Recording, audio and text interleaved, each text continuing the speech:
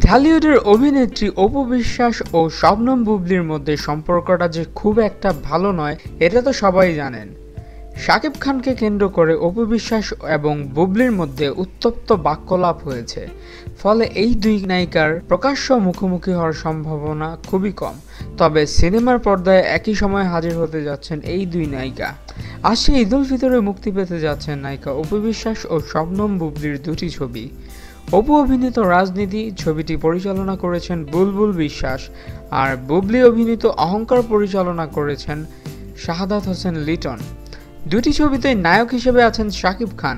শাকিবকে নিয়ে অপু এবং বুবলি মুখোমুখি হচ্ছেন এবারের ঈদে।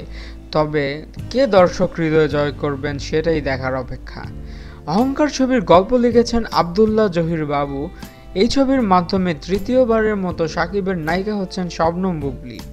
অন্যদিকে রাজনীতি ছবিতে শাকিব খান ও অপু বিশ্বাস ছাড়াও অভিনয় করছেন আনুশির রহমান মিলন, আলিরাজ, পীযূষ বন্দ্যোপাধ্যায় ও জয়শ্রীকর জয়া।